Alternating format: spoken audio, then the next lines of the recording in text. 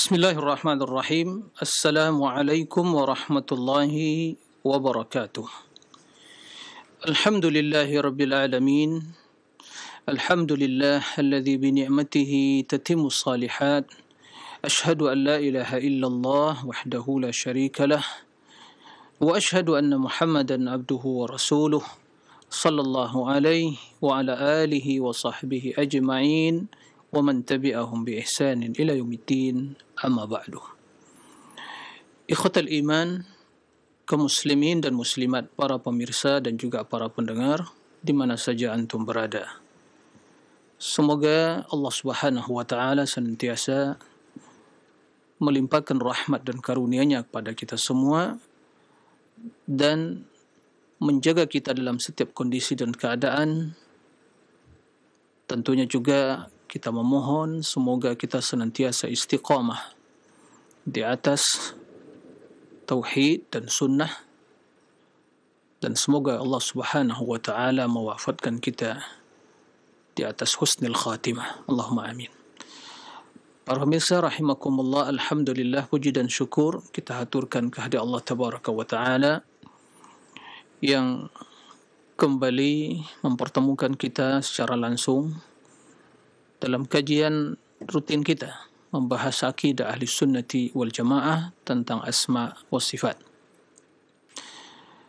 Alhamdulillah, segala nikmat dan kemudahan dari Allah tabaraka wa taala, sehingga dengan kondisi dan dalam kondisi yang pandemi COVID-19 dan berbagai cobaan, musibah, bencana yang melanda negeri ini sampai detik ini, kendati itu semua terjadi, tapi Allah Subhanahu wa taala masih sayang kepada kita.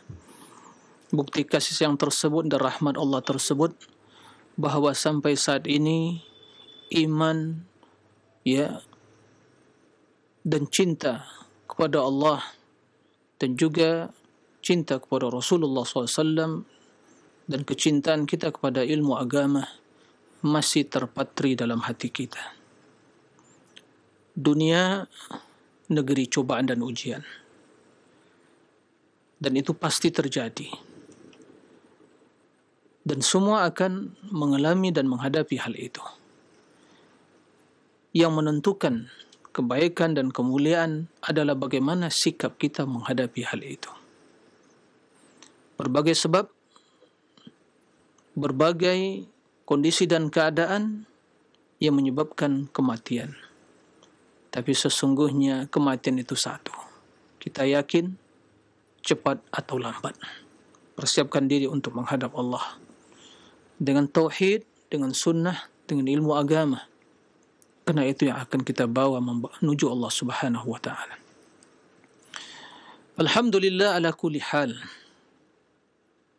Semoga kita senantiasa menjadi hamba yang bersyukur, yang banyak memuji Allah dalam setiap kondisi dan keadaan. Salawat dan salam tidak lupa kita perbanyak ucapkan, terutama di hari yang mulia ini, Sayyidul Ayyam.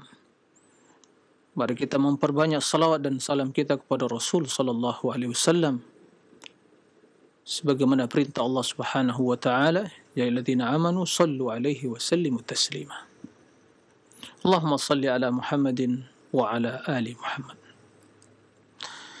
Ikhwatal iman, para pemirsa rahimakumullah jami'an, kembali kita melanjutkan pembahasan kajian kita tentang akidah ahli sunnati wal jamaah dalam tauhid al-asma' wa sifat. Kita berharap semoga akidah yang kita pelajari, yang kita yakini, menjadi bekal kita mengarungi kehidupan ini dan menuju Allah Subhanahu wa taala. Ikhwatal iman, para pemirsa dan para pendengar rahimakumullah. Pembahasan yang terakhir yang pernah kita sampaikan, dan masih tersisa sedikit pembahasan yang berkaitan dengan hal itu, yaitu salah satu kaidah di dalam memahami sifat-sifat Allah tabaraka wa taala, bahwa seluruh sifat Allah tabaraka wa ta'ala adalah sifat yang maha sempurna. sifat yang maha sempurna. Sehingga apa yang Allah jelaskan di dalam Al-Quran tentang nama-nama Allah, yaitu Asma'ul Husna, disifati dengan Al-Husna karena seluruh nama tersebut mengandung makna yang sempurna, dan makna yang sempurna tersebut adalah sifat-sifat Allah. Maka wajib kita yakini bahwa Allah memiliki sifat yang maha sempurna. Tidak ada kekurangan, kecacatan, keterbatasan, dan kejelekan dalam sifat tersebut. Itu wajib kita imani, karena Al-Quran dan fitrah serta juga akal yang sehat menunjukkan kepada hal itu. Sebagaimana yang telah kita jelaskan. Adapun sifat-sifat kekurangan, sifat-sifat yang mengandung kecacatan dan kekurangan dan kejelekan, maka sifat tersebut tentunya tidak dimiliki oleh Allah. Allah Maha Suci dari seluruh kekurangan dan kejelekan. Karena asma Allah, nama-nama Allah ada nama yang maha sempurna, yang terbaik. Dan Allah yang berhak memiliki segala puji-pujian. Kenapa Allah yang berhak memiliki segala puji-pujian secara mutlak? Karena dialah yang maha sempurna. Dan wajib kita sucikan Allah dari segala sifat-sifat kekurangan tersebut. Ada sifat yang ketiga atau jenis sifat yang ketiga, yaitu sifat yang dalam satu kondisi dia sempurna, tapi dalam kondisi lain itu bukan merupakan sifat yang baik. Maka dalam kondisi seperti ini, kaidah yang dijadikan landasan oleh ahli sunnati wal jamaah adalah menetapkan sifat tersebut dalam kondisi kesempurnaan dan tidak ditetapkan bagi Allah secara mutlak. Sebagai contoh, makar, khida, istihza, berolok-olok, al-kaidu wal makru, dan terdapat dalam Al-Quran. Akan tetapi penyebutan sifat tersebut tidak secara mutlak. Maka tidak didapatkan di dalam Al-Quran disebutkan secara mutlak bahwa Allah berolok-olok. Allah yukhadi' atau Allah yamkur. Akan tetapi disebutkan di dalam Al-Quran dalam konteks pembalasan terhadap sikap orang-orang yang memusuhi Allah dari kalangan musyrikin dan munafikin, yang mereka berolok-olok kepada Allah, kepada Rasul, kepada orang-orang yang beriman, kepada Nabi, yang mereka menipu Allah. Maka Allah membalas perbuatan mereka dengan tipuan, dengan berolok-olok, bahkan lebih dahsyat dari perbuatan dan perilaku mereka itu. Mereka membuat makar, tapi makar Allah Subhanahu wa ta'ala lebih besar dari makar mereka. Ikhwatal iman, para pemirsa rahimakumullah. Oleh karena itu, Allah Subhanahu wa ta'ala menjelaskan di dalam Al-Quran Al-Karim,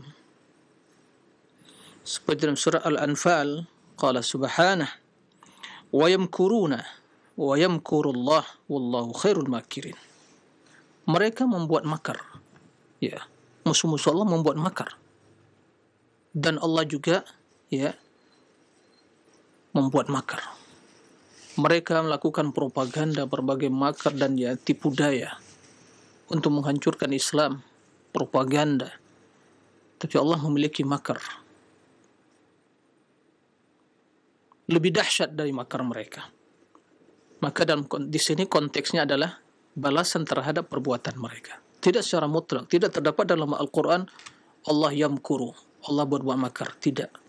Tapi konteksnya adalah tatkala mereka berbuat makar, membuat propaganda, ya, maka Allah membalas propaganda mereka dengan makar yang lebih dahsyat yang akan membinasakan dan menghancurkan mereka.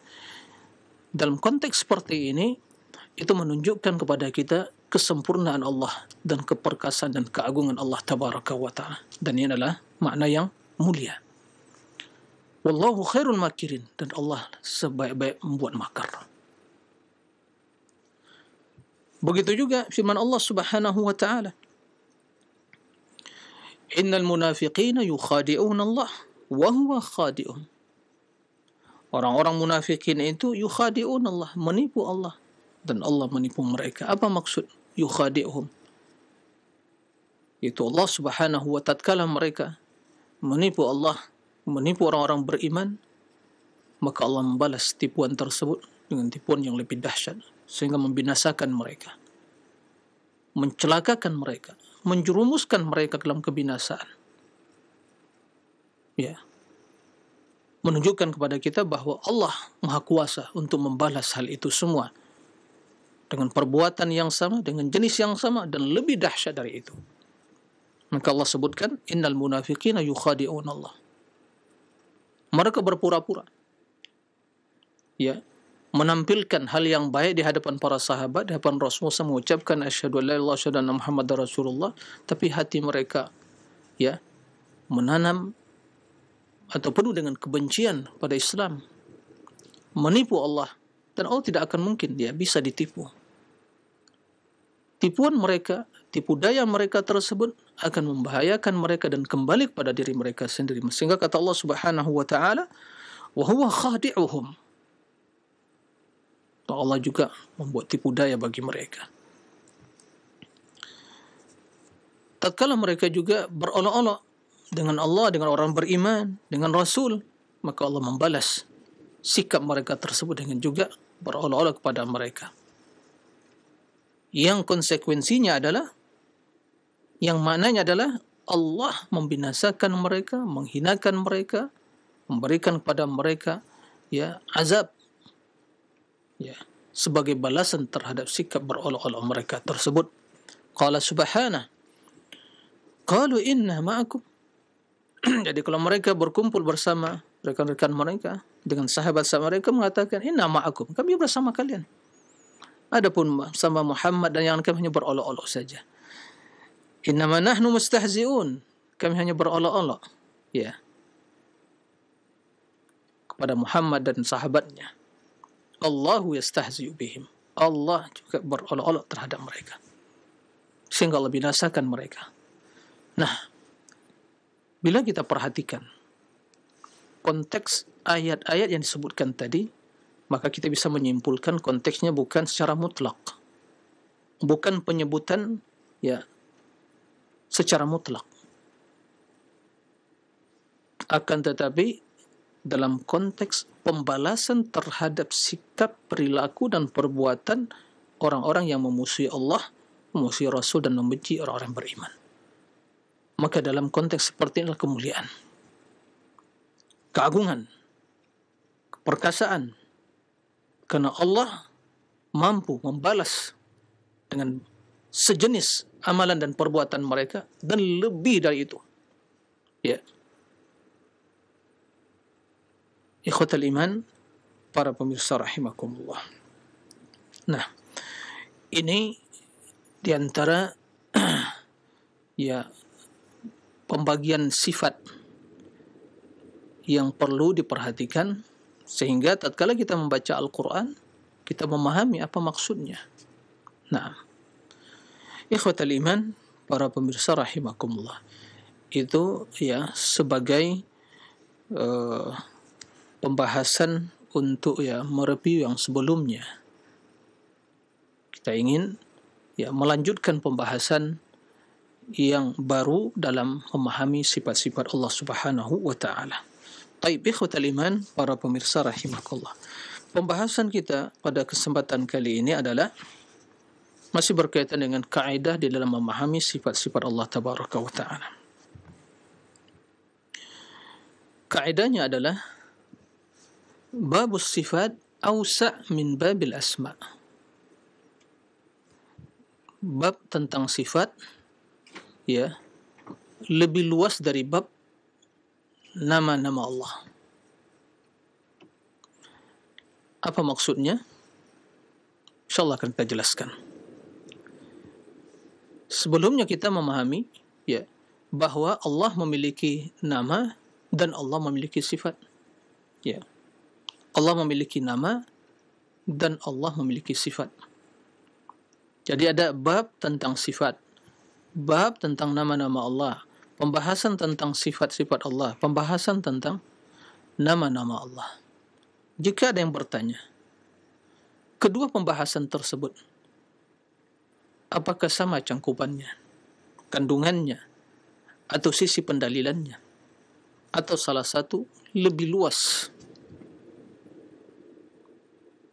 Nah, bab ini membahas tentang atau menjawab pertanyaan tersebut. Maka Ahlussunnati wal Jamaah, Al-Firqatun Najiyah, golongan yang selamat, yang berpegang teguh dengan Al-Quran dan hadis Nabi sallallahu alaihi wasallam, yang mengikuti salaful ummah, mereka meyakini bahwa pembahasan tentang sifat lebih luas ya dari pembahasan atau permasalahan nama-nama Allah Subhanahu wa Ta'ala. Kenapa demikian? Pertama,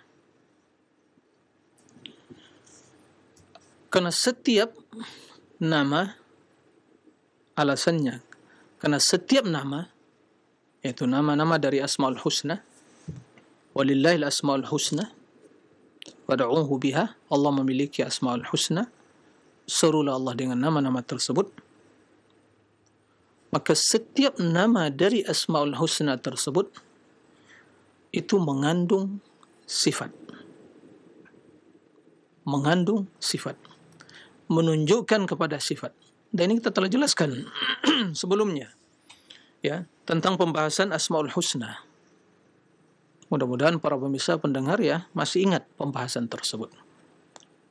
Kita bahas sebelumnya bahwa Allah memiliki Asmaul Husna. Kenapa dinamakan Asmaul Husna? Karena nama-nama tersebut mengandung makna yang sempurna, dan makna yang sempurna itu adalah sifat Allah. Maka setiap nama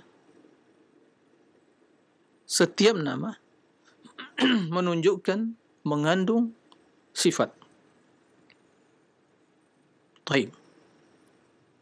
Akan tetapi tidak setiap sifat menunjukkan kepada makna, kepada nama, afwan. Tapi tidak setiap sifat Allah ya menunjukkan kepada nama Allah. Jadi silakan para pemirsa dan para pendengar membuka Al-Quran dan mendapatkan nama-nama Allah, maka yakini bahwa nama-nama tersebut pertama menunjukkan bahwa itulah nama Al-Husna bagi Allah Subhanahu wa Ta'ala.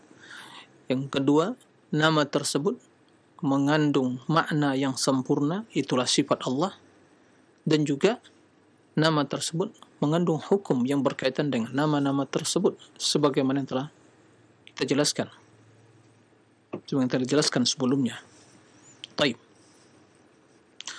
Maka setiap nama menunjukkan kepada sifat, dan tidak setiap sifat menunjukkan kepada makna. Contoh, ya, Allah memiliki sifat al-kalam. Ya, al-kalam itu berbicara. Allah memiliki sifat al-iradah. Ya. Allah memiliki sifat al-kalam. Allah memiliki sifat al-iradah. Ya. Allah juga memiliki sifat an-nuzul, ya, turun, sesuai dengan kebesaran keagungannya, Allah memiliki sifat al-istiwa di atas arsy yang mengandung makna ketinggian Allah Subhanahu wa taala di atas arsy. Arsy adalah makhluk yang paling tinggi. Itu semua sifat-sifat Allah. Tapi tidak dinamakan Allah Subhanahu wa taala sebagai al-mutakallim. Mutakallim bukan nama Allah. Itu sifat. Al-murid. Al-murid bukan nama Allah. Itu sifat. Maka tidak boleh menghambakan nama kepada nama tersebut atau sifat tersebut. Abdul Mutakallim enggak boleh. Abdul Murid enggak boleh. Tapi kalau Sami' al-Basir boleh. Abdul Sami', Abdul Basir, Abdul Hayy, Abdul Khaliq, Abdul Razzaq, wahakadha. Begitu seterusnya. Maka kita memahami bahawa al-kalam sifat. Tapi tidak bisa diambil dari sifat kalam nama Allah al-mutakallim. Nah, al-murid itu sifat. Al-iradah sifat. Tapi tidak bisa diambil dari sifat iradah nama Allah al-murid. Baik. Ini yang pertama. Berarti ada sifat-sifat yang tidak menunjukkan pada nama. Sementara setiap nama pasti menunjukkan pada sifat. Dari sini kita memahami bahwa sifat Allah itu banyak. Dan sering kita sampaikan dan terus akan kita sampaikan bahwa ini menunjukkan bahwa kerancuan akidah orang-orang yang membatasi sifat Allah dengan jumlah tertentu. Dan itu yang didoktrinkan. Keliru. Kalau kita mengimani Asmaul Husna dan menghafalnya, menjadikan bacaan rutinitas, kendati juga tidak sunnah seperti itu. Hanya membaca secara kolektif, secara bersama jamaah, disenandungkan, tidak sunnah. Bukan begitu disuruh oleh Rasulullah SAW untuk, bukan begitu yang dimaksud mengibadati Allah, memuja Allah dengan Asmaul Husna. Baik, ini pembahasan lain. Jika kita mengimani dan meyakini Allah memiliki Asmaul Husna, yakini dan imani makna yang terkandung di Asmaul Husna tersebut. Itu baru benar. Bukan sekadar menghafal kalimat dan lafaznya.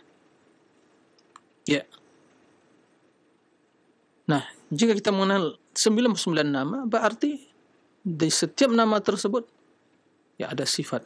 Bahkan sebagaimana yang pernah kita jelaskan juga, sebagian nama itu menunjukkan pada banyak sifat.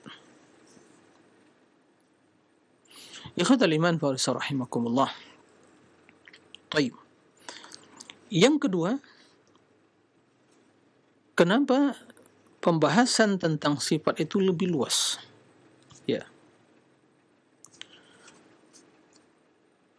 Karena sifat tersebut, di antara sifat-sifat tersebut adalah yang berkaitan dengan perbuatan Allah. Yang berkaitan dengan perbuatan Allah. Naam, dikenal dengan as-sifat al-fi'liyah, perbuatan Allah Subhanahu wa taala. Nah, perbuatan Allah Subhanahu wa taala tidak ada batasnya. Yaf'alu ma yasha. Yaf'alu ma yasha. Fa'alu lima yurid. Allah berbuat, melakukan apa yang dikehendakinya. Maka di antara sifat yang berkaitan dengan perbuatan Allah Subhanahu wa taala. Sementara perbuatan Allah Subhanahu wa taala tidak ada batasnya, sebagaimana perkataan Allah juga tidak ada batasnya. Kalimat Allah Subhanahu wa taala, perkataan tidak ada batasnya. Sebagaimana dijelaskan oleh Allah Subhanahu wa taala di dalam Al-Qur'an, qala Allah taala, walau annama fil ardi min syajaratin aqlamun wal bahru yamudduhu min ba'dihi sab'atu abhurin ma nafidat kalimatullah innallaha azizun hakim, yang artinya seandainya ya seluruh pohon yang ada di bumi ini menjadi aqlam, pena, ya, dan laut, ya, ditambah lagi dengan 7 laut ya, dan itu menjadi tintanya,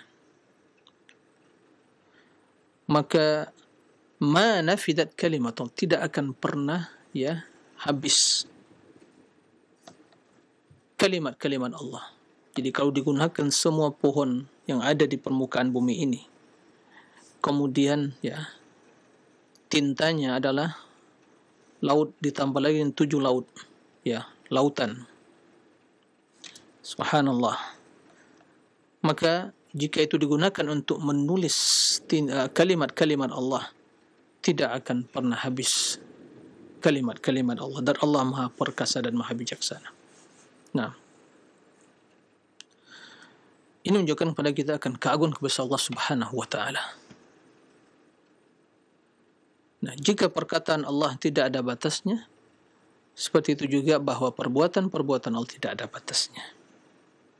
Nah, maka sebagai contoh, ya, agar kita lebih memahami bahwa pembahasan sifat itu lebih luas, ya, lebih luas dari pembahasan ya tentang nama.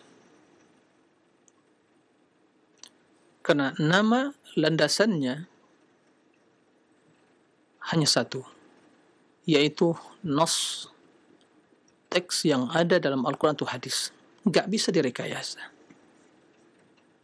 Maka apa yang Allah sebutkan di dalam Al-Quran Al-Karim dan apa yang disebutkan Rasulullah SAW dalam hadis yang sahih tentang nama-nama Allah, wajib kita imani. Enggak ada cara yang lain untuk mengetahui kecuali hanya penjelasan dari Allah dan Rasulnya. Ya. Sementara sifat, dalil untuk menjelaskannya atau dalil untuk menetapkannya lebih banyak daripada nama. Di antaranya adalah nama menunjukkan pada sifat yang pertama, kemudian bahwa perbuatan Allah menunjukkan pada sifatnya. Nah, dan sifat itu lebih dominan dalam hal ini mimbabil ikhbar, ya, dari bab ikhbar, mengabarkan. Sementara al-asma, nama-nama Allah itu mimbabil insya, yaitu Allah yang langsung memulai menyebutkan hal itu. Nah, mengabarkan ya sesuai dengan apa yang telah ada, dikabarkan. Tapi memberikan nama tidak bisa kecuali Allah yang memulai atau Rasul yang menyebutkan hal itu. Baik. Sebagai contoh bahwa Allah memiliki sifat tapi tidak bisa diambil dari sifat-sifat tersebut nama-nama Allah. Berarti sifatnya lebih banyak. Selain dari makna-makna yang terkandung di Asmaul Husna, ditambah lagi dengan sifat-sifat yang lain dari perbuatan Allah, ya, yang tidak menunjukkan pada namanya.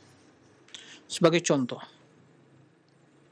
di antara sifat Allah Subhanahu wa taala, al-maji, datang, al-ityan, al-akhdhu, mengambil, al-imsak, menahan, al-batsh, yaitu kekuatan Allah Subhanahu wa taala, dan sifat-sifat yang lain. Di antara sifat Allah seperti yang kita maklumi bersama, istiwa, ya, nuzul. Nah, baik. Maka tidak dinamakan dari sifat-sifat tersebut, ya, tidak diambil dari sifat-sifat tersebut nama-nama Allah. Maka tidaklah ya dari Asmaul Husna nama al-ja'i yang datang, atau al-akhidh yang mengambil, atau al-mumsik yang menahan, ya, atau an-nazil yang turun. Tidak, tapi kita mengabarkan tentang Allah dengan sifat tersebut. Dalam Al-Quran disebutkan, ya, waja'a rabbuk wal malaku saffan saffa, dan datang Rabbmu dan juga para malaikat bersaf-saf pada hari kiamat. Tapi di sini perlu kita, ya, menyelamatkan akal kita dari berbagai persepsi yang negatif tentang Allah. Ya, ini yang telah kita jelaskan dan terus kita jelaskan, ya, dan juga akan terus dijelaskan. Kita ingatkan bahwa pembahasan kita tentang nama-nama dan sifat ini perkara yang gaib, yang berkaitan dengan zat yang gaib. Tapi zat yang Maha Esa, yang Maha Sempurna, yang ada, Allah Tabaraka wa Ta'ala. Maka analogi yang digunakan hanya berlandaskan syariat, tidak bisa main akal-akalan. Sehingga segala persepsi, ya, atau semua yang terbesit dalam hati kita dan segala yang terbesit dalam benak pikiran kita, berbagai persepsi negatif tentang Allah, ya, maka harus kita bersihkan terlebih dahulu. Jika tidak dibersihkan, pasti akan keliru, pasti akan, ya, menyimpang pemahamannya. Nah, seperti orang-orang ahlul kalam yang terjerumus ke dalam, ya, penafian sifat-sifat Allah, pengingkaran terhadap sifat-sifat atau pentakwilan, ya, karena mereka persepsinya, mereka ingin yang membahas pembahasan ini, tapi rumus yang digunakan rumus yang berkaitan dengan apa? Dalam konteks makhluk atau manusia, yang tidak sama, dan hasilnya pasti tidak akan sama. Tapi tatkala rumus yang digunakan, kaidah yang digunakan, apa yang dijelaskan oleh Allah, jelaskan Rasul, dan apa yang disepakati oleh salaful ummah, akidah ahli sunnah, maka akan benar pemahamannya dan hasilnya juga akan benar. Baik. Allah juga menyebutkan dalam Al-Quran, hal yanzuruna illa an ya'tiyahumullahu fi dhulalin minal ghamam. Ya. Apakah hal yang turuna, mereka menunggu, ya, tiada lain yang mereka tunggu kecuali kedatangan Allah kepada mereka, ya, pada hari kiamat. Nah, dan di sini disebutkan Allah Subhanahu wa ta'ala, ya'tiyahum, al-ityan bermakna datang, ya. Jadi di sini kita menetapkan bahwa Allah memiliki sifat al-ityan, datang. Begitu juga Allah Subhanahu wa ta'ala menyebutkan fa akhadhahumullahu bidunubihim. Ya. Allah akhadhahum, mengambil mereka, itu secara letterleknya seperti itu. Bidunubihim, disebabkan dosa-dosa mereka. Dan makna akhadha di sini yaitu mengazab mereka. Kan tapi yang menjadi sisi pendalil adalah bahwa Allah memiliki sifat al-akhdhu, ya, mengambil mereka dengan dosa-dosa mereka, berarti Allah mengazab mereka. Maka di sini sifat Allah al-akhdhu, karena Allah menisbatkan hal itu pada dirinya. Begitu juga Allah Subhanahu wa ta'ala menyebutkan dalam Al-Quran, wa yumsikus samaa'a an taqa'a 'alal ardi illa bi'idzni. Allah yang menahan langit itu, ya, sehingga tidak jatuh, ya, menimpa bumi. Semua itu dengan izin Allah. Siapa yang menahan langit tanpa tiang? Subhanallah. Bi ghairi amadin tarawnaha, tak ada tiangnya. Dan berat. Langit itu sangat berat. Ya. Karena penduduk langit lebih banyak dari penduduk bumi. 7 tingkat langit, setiap tingkat penghuninya para malaikat yang beribadah kepada Allah, sehingga tidak tersisa tempat seukuran 4 jari jemari tangan kita, kecuali kata Rasul ada di sana malaikat yang rukuk sajid dan bertasbih kepada Allah. Allahu Akbar. Berat. Tapi kenapa tidak jatuh menimpa bumi? Allah yang menahan itu semua. Allah yang menahan itu semua. Ya. Kata Allah, wa yumsik as-sama. Maka di antara yumsik, imsak, menahan. Ya. As-sama an taqa 'ala al-ard. Allah menahan langit agar tidak jatuh menimpa bumi. Subhanallah. Menunjukkan keagungan dan kuasa Allah Subhanahu wa taala. Begitu juga Allah Subhanahu wa taala menyebutkan inna batsha rabbika lasyadid, sesungguhnya batsh yaitu batsh itu adalah mengambil sesuatu dengan keras. Batsh yang tentunya mengandung makna kemurkaan, kemarahan, ya. Dan itu dinisbatkan kepada Allah, batsh rabbika lasyadid, sungguh sangat keras. Nah, biasa di sini ada batsha, yabtishu, itu mengambil sesuatu dengan keras dan sehingga membinasakan sesuatu tersebut. Dan juga Allah memiliki sifat yuridullahu bikumul yusra wa la yuridu bikumul usra. Allah menginginkan, yurid, ya, bagi kalian al-yusr, kemudahan, dan tidak menginginkan kesulitan. Yurid ini fi'il, perbuatan. Maka sifat Allah al-iradah, akan tapi tidak dinamakan al-murid. Begitu juga sifat Allah tabaraka wa ta'ala, ya, yang lain yang berkaitan dengan perbuatan. Yanzilu rabbuna ila as-sama'id dunya hina yabqa thuluthul laylil akhir wa yaqulu man yad'uni fa astajibu lah man yas'aluni fa u'tiyah wa man yastaghfiruni fa aghfiru lah. Begitu dalam hadis yang sahih mutawatir, Rasul kita yang mulia as-sadiqul masduq, yang berbicara dengan wahyu, bukan dengan hawa nafsu, yang benar perkataannya, ya, karena itu wahyu mengabarkan dan didengar oleh para sahabat, ya, bahwa Allah Subhanahu wa taala Rabbuna yanzil, turun ke langit bumi, ila sama'id dunya. Maka di sini ahli sunnati wal jamaah meyakini sebagaimana zahir teks, ya, dari hadis tersebut, tanpa ditakwil, tanpa diingkari, tapi wajib membersihkan akal kita, hati kita dari berbagai keyakinan-keyakinan yang negatif dan persepsi-persepsi yang negatif. Walillahil mathalul a'la. Allah memiliki sifat yang maha sempurna.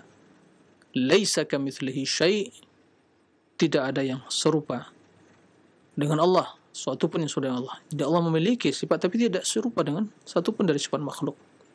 Ini akidah ahli sunnah. Adapun ahlul kalam dengan berbagai sekte dan pemikiran dan nama mereka mentakwil. Menurut mereka ingin mensucikan Allah tapi mentakwil. Akibatnya apa? Mereka malah jadi mengingkari sifat, bukan lagi mengagungkan Allah, karena mereka, ya, menganalogikan Allah dengan konsep, ya, manusia yang mereka alami di alam ini. Karena menurut mereka kalau turun berarti seandainya di lantai 2 turun berarti akan terjadi kekosongan di lantai 2 dan berpindah ke lantai pertama. Itu logika mereka, ya, dalam realita kehidupan manusia. Tapi bukan itu konsep yang digunakan kepada Allah. karena kita berbicara tentang Al-Khaliq, tentang Allah Subhanahu wa taala. Ya, bukan berbicara tentang makhluk. Maka gunakan logika yang sehat, logika yang tidak bertentangan dengan firman Allah dengan sabda Rasul. Maka kita yakini tanpa ada keraguan, kita sampaikan ya, kapan saja, di mana saja, ya, kita tidak peduli. Ya, mau dikatakan sama ahlul batil, ahlul kalam, musyabbiha atau dan seterusnya, tidak peduli kita. Ya. Karena kita bukan musyabbiha, bukan mujassimah. Tapi kita ahli sunnah yang menetapkan sifat Allah sebagaimana zahirnya, yang sebagaimana disepakati ahli sunnati wal jamaah, salafus soleh, akidah Rasulullah SAW, akidah para sahabat. Karena mustahil Rasul tatkala mengatakan yanzil kemudian dia tidak mengimani bahwa Allah turun. Mustahil para sahabat yang mendengar dan meriwayatkan secara mutawatir kemudian tidak mengimaninya. Mereka ahli bahasa, tapi mereka orang yang mengagungkan Allah. Fitrah mereka yang masih bersih, akal yang masih sehat, hati yang suci, mengimani. Tatkala mereka mendengar hadis Nabi yanzil, mereka yang hadir dalam benak pikiran mereka keagungan dan kebesaran Allah. Dan teks hadis tersebut menunjukkan akan hakikat ya turunnya Allah sesuai dengan kebesaran dan keagungannya. Karena Allah yang langsung yang turun, bukan rahmatnya, bukan malaikatnya. Ya.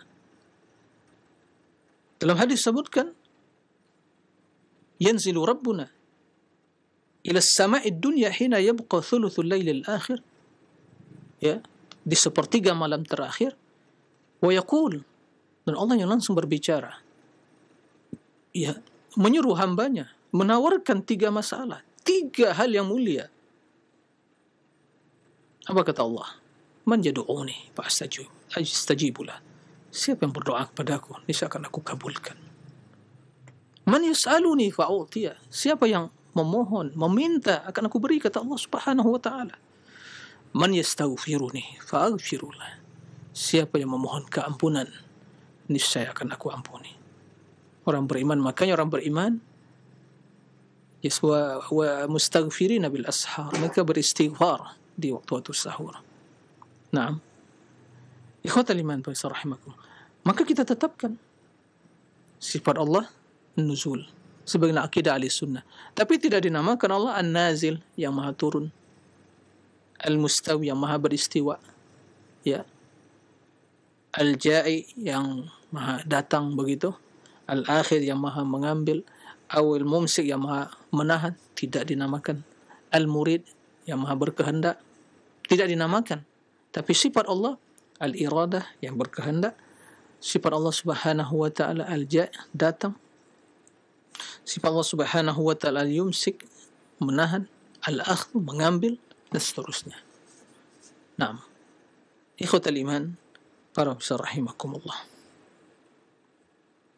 Oleh karena itu, kembali kita sampaikan, karena pembahasan tentang sifat, ya, adalah pembahasan yang wajib mengikuti dalam hal ini, ya, dalil-dalil Al-Quran dan hadis, dan juga mengikuti manhaj ahli sunnati wal jamaah.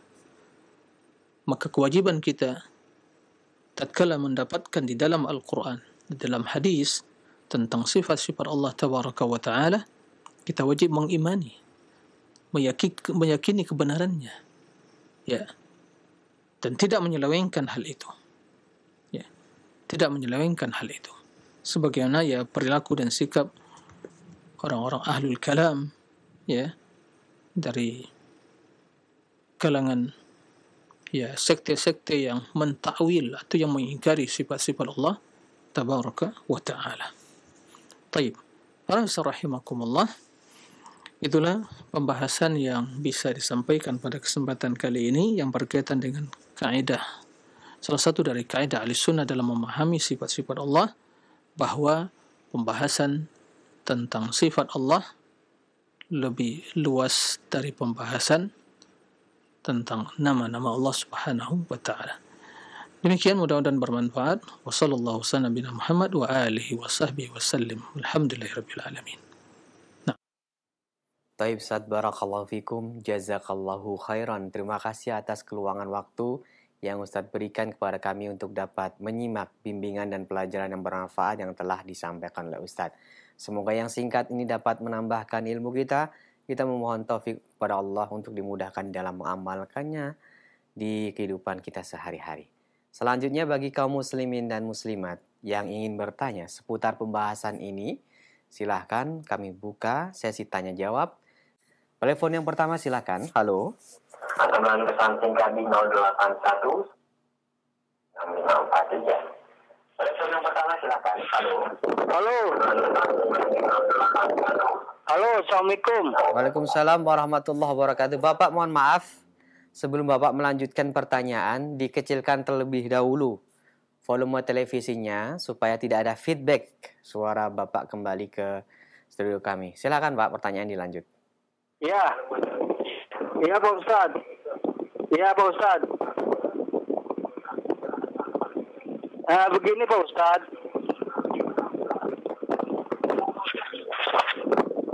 Saya itu diituin orang, Pak Ustadz, dizolimin terus, Pak Ustadz, setiap hari. Dijahatin terus setiap hari, Pak Ustadz.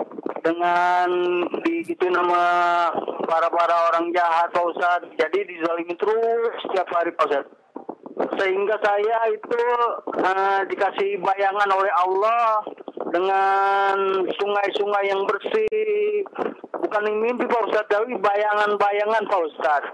Bayangan dari sungai-sungai yang bersih, yang jernih, akibat orang yang zalimin kami setiap hari, Pak Ustadz. Mohon petunjuknya dari Pak Ustadz. Assalamualaikum warahmatullahi wabarakatuh, dari Bobby di Kampung Baru, Pak Ustadz. Waalaikumsalam warahmatullahi wabarakatuh. Silakan Ustaz. Mohon maaf, pertanyaan tidak sesuai dengan pembahasan kita. Silakan Ustaz.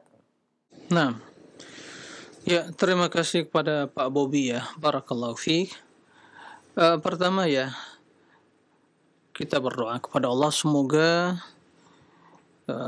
kita dan seluruh kaum muslimin selalu dalam kondisi ya baik setiap saat dan keadaan, dan memohon bimbingan dan taufik kepada Allah.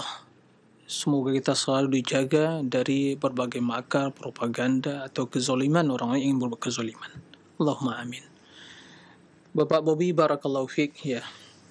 Hidup ini memang penuh dengan cobaan dan ujian. Ya. Berbagai cobaan dan ujian yang akan kita lalui dan kita hadapi dalam hidup ini. Maka kita harus hadapi dengan sabar. Dan kita yakin, dan ini akidah kita dan iman kita, dalam berbagai cobaan dan ujian tersebut pasti ada hikmah. Pasti ada hikmah. Hikmah tersebut bisa dipetik oleh orang-orang yang bisa merenung dan menghayati, dan hanya berlalu begitu saja jika seorang tidak introspeksi dan tidak bisa merenung dan bertafakur. Semua pasti ada hikmah. Nah, dalam konteks yang diutarakan Pak Bobby tadi, dia sudah dizolimi. Dan perlu diketahui, yang namanya kezoliman, ya, tetap haram. Ya.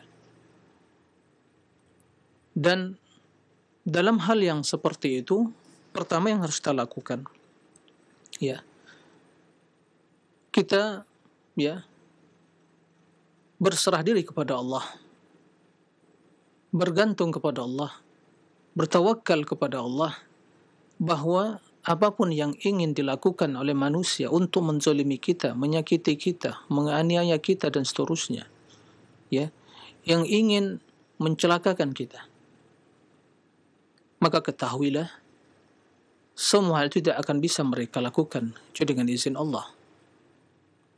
Maka dalam hadis sebutkan, ya, wasiat Rasul kepada Ibnu Abbas, di antara wasiat tersebut, wa'lam annal ummah la yujtama'at an yadurruka bi syai' lan yadurruka illa bi syai'in qad katabahu Allahu 'alaik. Jika manusia, umat manusia ini bersatu padu, ya, untuk mencelakakanmu, mendatangkan, memberikan kepadamu suatu kemudaratan, mereka tidak akan mampu melakukannya dengan izin Allah. Maka dalam hadis disebutkan, ma asabaka lam yakun liyukhti'ak wa ma akhta'aka lam yakun liyusibak. Apa yang telah ditakdirkan akan menimpa dirimu tidak akan meleset. Dan apa yang tidak ditakdirkan menimpa dirimu tidak akan pernah datang menghampirimu. Semua telah tertulis. Kezaliman manusia, hadapi kezaliman dengan kebaikan. Dan begitu kita menghadapi kezaliman dengan kebaikan tadi, maka dengan sendirinya orang yang menzalim itu semakin hina. Ya. Jika seandainya, ya, tentunya secara syariat seorang yang dizalimi boleh saja membalas, ya. Bahkan doa orang yang terzalimi tidak akan ditolak oleh Allah, tidak akan tertutup, langsung didengar oleh Allah dan dikabulkan oleh Allah. Wattaqi da'watal mazlum fa innahu laisa bainahu wa bainallahi hijab. Waspada terhadap doa orang terzalimi. Boleh jadi yang menzalimi tidurnya mimpi indah dalam tidurnya, tapi ingat, mata orang terus bangun bermunajat, memohon kepada Allah, mengadukan permasalahannya, dan Allah tidak akan pernah lalai. Jadi kendati orang ingin menghinakan kita, mencelakakan kita, kalau di tangan Allah, dalam keputusan Allah, dalam kehendak Allah, kita tidak akan hina. Semua itu tidak akan mengurangi martabat kedudukan kita. Tapi ingat, kita harus introspeksi diri. Kita harus introspeksi diri. Karena sebagaimana yang dijelaskan oleh Allah, wa ma asabakum min musibatin fabima kasabat aydikum wa ya'fu an katsir. Apapun musibah yang menimpa kalian pasti juga disebabkan ulah tangan kalian. Kita introspeksi diri. Jangan merasa kita telah suci, ya. Pasti ada kekurangan, ya. Oleh karena itu, tidak sepantasnya tatkala kita mendapatkan berbagai cobaan dan ujian dalam berinteraksi, berkomunikasi sama manusia ini, selalu mengeluhkan, ya, perkara kita kepada orang lain, tapi keluhkan kepada Allah. Karena di situ ada pelajaran, introspeksi diri kita saja. Saya berbicara secara umum, ya, kendati jawaban inilah sebab pertanyaan dari Pak Bobi, tapi saya berbicara secara umum dalam kita ini semua banyak, ya, keterbatasan kita, kekurangan kita, ya, kekhilafan kita. Nah, jadi semuanya sesungguhnya kalau kita hadapi dengan dalam konteks takdir tadi, yakin bahwa itu semua bagian dari sarana atau wasilah untuk introspeksi diri, ya, tidak ada hal yang sesungguhnya sia-sia, pasti ada hikmah. Kemudian jika kita betul-betul, ya, telah melaksanakan tuntunan Allah, orang yang berbuat baik, tidak menzalimi manusia, tetap dizalimi, tidak ada masalah, masih ada nanti hari pembalasan yang di sana kita akan menuai, ya, kebaikan itu. Karena sebagaimana yang dijelaskan dalam hadis, atadruna manil muflis? Tahukah kalian orang yang bangkrut?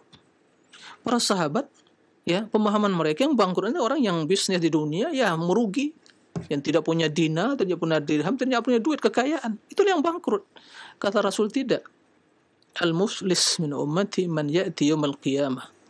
Naam, bisiyamin wa sadaqatin dan, ya, datang pada hari kiamat membawa berbagai pahala, solat, ibadah dan yang lainnya.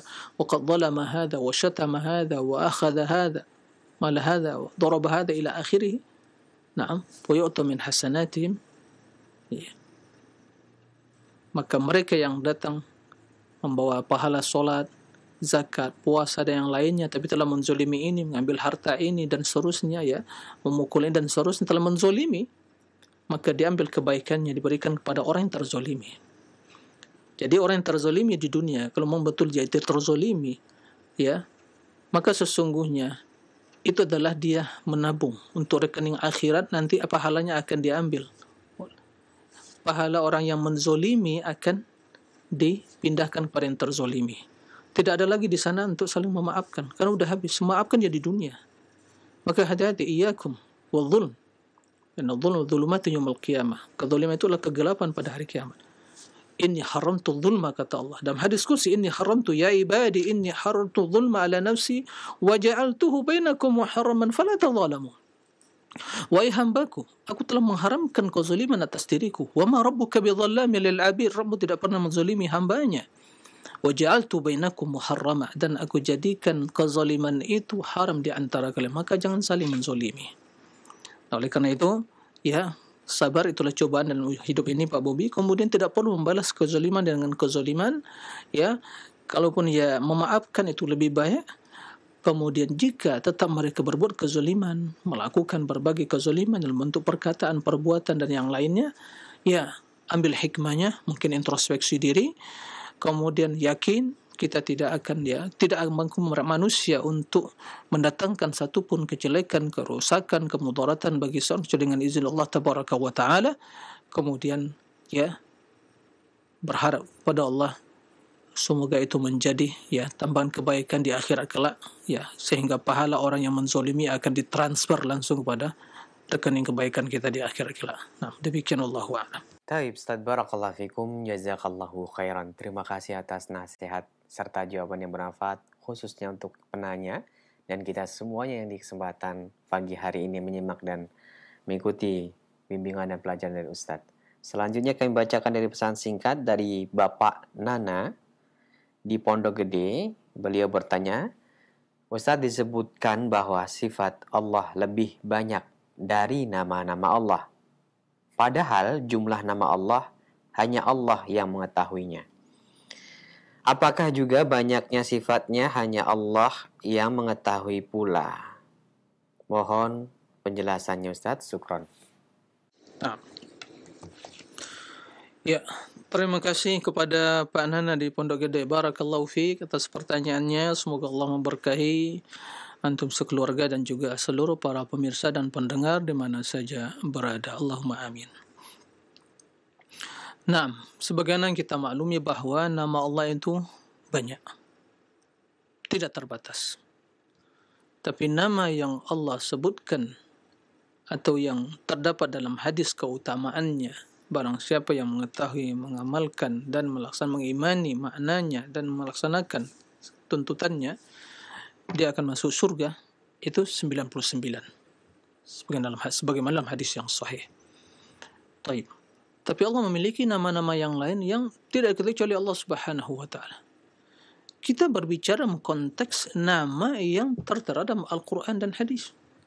Apa yang ada di sisi Allah, ilmu Allah yang ilmu ghaib, ya, kita tidak bisa ikut campur dalam hal itu. Tapi kita mengimani bahwa Allah memiliki nama lebih dari apa yang disebutkan dari ya 99 yang mengandung keutamaannya, yaitu masuk surga bagi orang yang menghafal, mengetahui dan mengimaninya.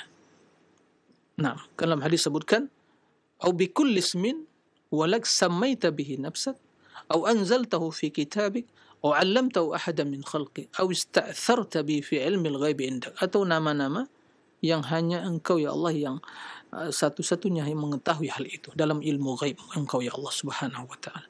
Kita imani. Nah, sifat begitu juga. Nah, sifat begitu juga karena perbuatan Allah. Allah yang mengetahui, Allah yang maha mengetahui perbuatan dan perkataannya. Dan perbuatan Allah, perkataannya tidak akan pernah berakhir, tidak berujung. Nah, tapi pembahasan kita adalah dalam konteks ya apa yang disebutkan sebuah kaidah di dalam memahami sifat-sifat Allah, bahwa bila kita perhatikan ya dengan Asmaul Husna dan sifat-sifat yang dimiliki oleh Allah, maka pembahasan bab tentang sifat lebih luas, lebih banyak. Ya. Karena kita mendapatkan di dalam Al-Quran, dalam hadis, sifat-sifat yang tidak ya menunjukkan kepada nama, tapi dia sifat, sebagai yang telah dijelaskan tadi. Jadi ini pembahasannya. Adapun yang diutarakan tadi, Allah memiliki sifat yang baik. Nah, perbuatan Allah sebagai yang dijelaskan tadi tidak ada batasannya. Dan tidak akan mungkin kita semua mengetahui perbuatan Allah Subhanahu wa Ta'ala. Allah yang melakukan, berbuat sesuai dengan kehendaknya. Fa'alu lima yurid. Ya, begitu juga ya sifat-sifat yang atau perkataan Allah Subhanahu wa taala. Innama amruhu idza arada syai'an yaqulu lahu kun fayakun. Naam. Maka apa saja yang Allah kehendaki untuk menciptakan sesuatu, Allah mengucapkannya kun fayakun. Nah, ma nafidat kalimatullah. Qul law kana al-bahru midadan li kalimati la nafida al-bahru qabla an yanfada kalimatu rabbih walau ji'na mithlihi madada. Seandainya lautan menjadi tinta untuk menulis kalimat-kalimat Allah, akan kering lautan tersebut dan tidak akan pernah habis berakhir perkataan Allah. Jadi ini maksud dari kaidah yang disampaikan tadi. Jadi pembahasan kita sudah dengan konteks ayat-ayat atau sifat-sifat yang tertera dalam Al-Quran dan hadis, begitu juga nama-nama. Adapun yang di ilmu Allah Subhanahu wa taala, memang tidak kita ketahui bagaimana kita akan membahasnya, tapi kita meyakini, seyakin-yakinnya Allah memiliki nama yang lebih dari 99 tadi yang diketahui oleh Allah Subhanahu wa taala dalam ilmu ghaib, dan begitu juga Allah memiliki sifat-sifat yang banyak karena perbuatan Allah tidak ada batasnya sebagaimana perkataan Allah tidak ada batasnya. Wallahu a'lam. Nah, Barakallahu fikum wa jazakallahu khairan. Pertanyaan selanjutnya kami bacakan dari Abdullah di Jakarta yang bertanya, Assalamualaikum Pak Ustadz, mau tanya apakah boleh asma-asma Allah dijadikan amalan-amalan wirid sehari-hari? Mohon penjelasannya. Jazakallahu khairan, silakan. nah. Waalaikumsalam warahmatullahi wabarakatuh, akhi Abdullah. Barakallahu fiik atas pertanyaannya. Ya, semoga antum dan keluarga atau seluruh kaum muslimin senantiasa dalam lindungan Allah tabaraka wa taala. Allahumma amin. Pertanyaannya, bolehkah Asmaul Husna jadikan sebagai wirid, ya, bacaan rutin? Ya. Jawabannya, apa yang dimaksud wirid dan bacaan rutin di sini? Jika yang dimaksud kita memuji dan memuja Allah, bertawassul dengan nama-nama Allah Subhanahu wa taala, berdoa kepada Allah Subhanahu wa taala dengan bertawassul dengan nama-nama dan sifat tersebut, itulah yang diperintahkan kita untuk melakukannya. Sehingga Allah menyebutkan dalam Al-Quranul Karim, walillahil asma'ul husna fad'uuhu biha. Allah memiliki asma'ul husna fad'uuhu biha. Ya, serulah Allah, beribadahlah kepada Allah, berdoalah kepada Allah dengan nama-nama tersebut. Atau kita berzikir di pagi dan di petang hari, di siang dan di malam hari, sebelum tidur dan bangun tidur, dalam setiap kondisi kita, dalam keadaan solat kita, solat wajib dan sunnah, nafilah, kita selalu menyebut nama Allah, memuji Allah, dan puji-pujian tersebut tentunya dengan nama dan sifat-sifatnya.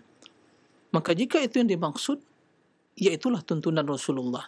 Sehingga kalau kita perhatikan bacaan-bacaan zikir Rasul, doa-doa Rasul, itu subhanallah penuh dengan tawassul dengan nama-nama dan sifat-sifat Allah tabaraka wa ta'ala. Ya. Jadi Allah yang dipuji terlebih dahulu. Maka itu wirid. Ya. Itu bacaan yang rutin kita baca. Di pagi hari, ya, di petang hari, dalam setiap kondisi dan keadaan, memperbanyak mengucapkan. Lihat 4 kalimat kata Rasulullah SAW yang paling dicintai Allah, kalimat yang paling utama setelah Al-Quran. Subhanallah, walhamdulillah, wa la ilaha illallah, wallahu akbar. 4. Semua itu nama Allah. Allah, ya. Nah, jadi kalau yang dimaksud wirid tersebut, nama-nama tersebut dibaca dalam doa kita, wirid kita dengan yang sempurna, dalam susunan kalimat yang sempurna, yaitu benar. Tapi kalau yang dimaksud wirid di sini, apa yang menjadi sebagian mungkin tradisi, rutinitas sebagian, dan menurut persepsi sebagian itulah cara berzikir kepada Allah, yaitu duduk di hari-hari tertentu, dibaca Asmaul Husna 99 tadi dari awal sampai akhir, baik secara individu atau berjamaah, disenandungkan juga mungkin, ya, selesai tanpa memahami isi kandungannya, mengimani juga makna yang terkandung dalamnya atau melaksanakan tuntutannya, maka ini bukanlah cara berzikir, cara menyebut Asmaul Husna yang sesuai dengan tuntunan Rasul SAW. Maka tidak didapatkan. Silakan para pemirsa, para pendengar dan siapa saja yang mendengar perkataan ini, silakan baca hadis-hadis Nabi tentang zikir.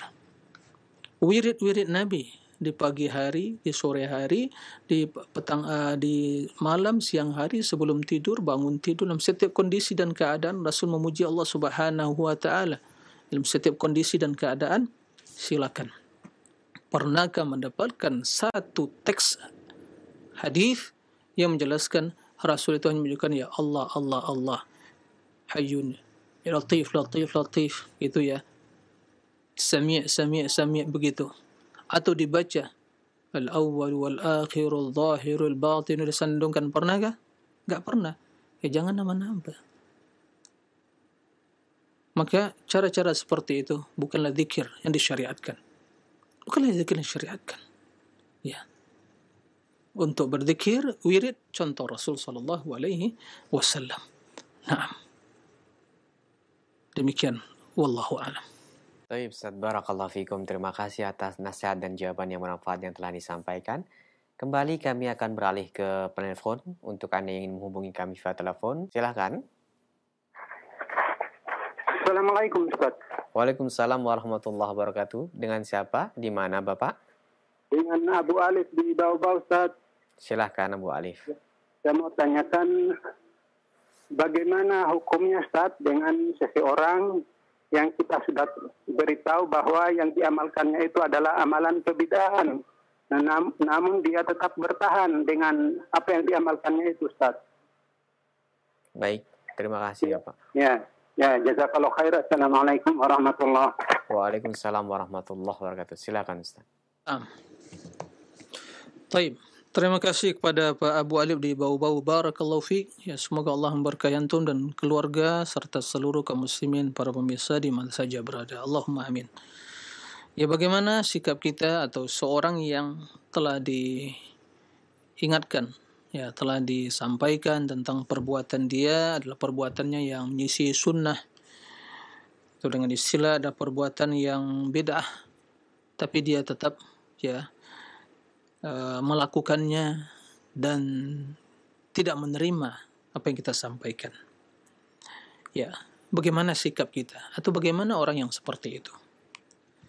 Para pemirsa kaum muslimin dan para pendengar di mana saja berada. Tidak diragukan bahwa kewajiban kita yang beriman kepada Allah dan meyakini Rasul sebagai uswah dan qudwah kita adalah untuk bersungguh-sungguh mempelajari sunnah-sunnah Rasul dan memohon pertolongan kepada Allah untuk bisa mengamalkannya. Ini kewajiban kita. Ini bukti cinta kita, bukti persaksian kita, asyhadu anna Muhammadar Rasulullah. Ya, bukan sekedar ucapan. Ini wajib. Ya. Beliau uswah kita, qudwah kita, tuntunan kita, panduan kita, contoh kita. Beliau sallallahu alaihi wasallam. Bagi yang ingin selamat, ingin berbuat kebajikan, secara logika, ya. Siapa sih yang paling cinta kepada Allah? Rasul. Siapa yang paling taat kepada Rasul? Siapa yang paling taat kepada Allah? Rasul. Siapa yang paling berilmu tentang Allah? Rasul. Siapa yang paling bertakwa kepada Allah? Rasul. Siapa lagi? Yang paling cinta, yang paling bersungguh-sungguh untuk meraih kebaikan insyaallah, Rasul. Kita ini umatnya. Kok beraninya kita untuk membuat cara-cara, ya, sebuah ritual, perbuatan, amalan yang tidak pernah dicontohkan beliau, dan kita meyakini ingin sampai kepada Allah, ingin meraih ridha Allah. Subhanallah, dengan akal apa kita berpikir seperti itu? Cara logika kita berpikir seperti itu? Ya. Nggak nyambung, nggak connect itu. Ya, surga rahmat Allah dan jalannya jelas. Kalau bisa masing-masing kita berjalan untuk sampai ke surga, nggak perlu ada Rasul, nggak perlu ada sunnah. Masing-masing dengan akalnya udah berjalan sampai.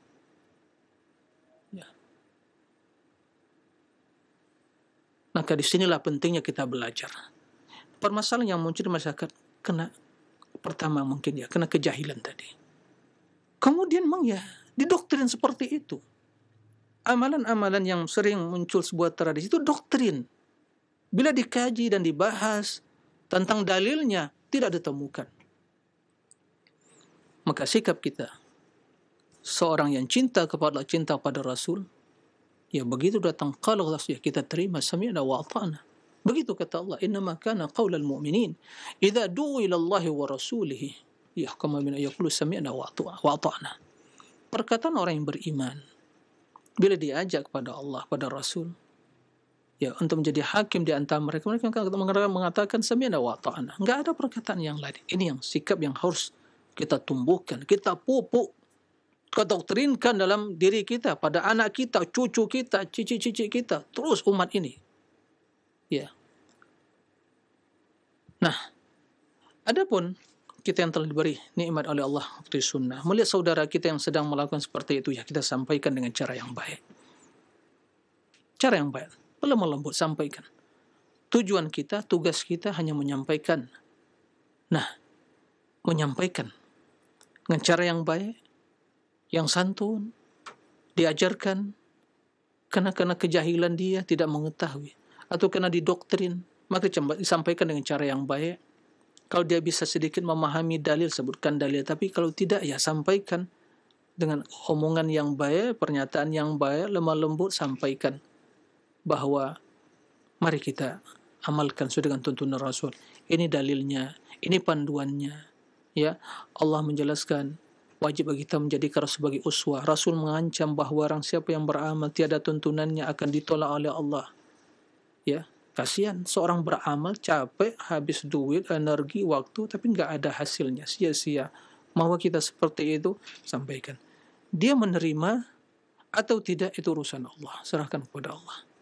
Dan ingat juga, banyaklah berdoa Pak Alif semoga saudara kaum muslimin yang Bapak ajak untuk mengikuti sunnah itu mendapatkan hidayah. Berdoa kepada Allah, semoga Allah membukakan hati mereka untuk menerima sunnah tadi.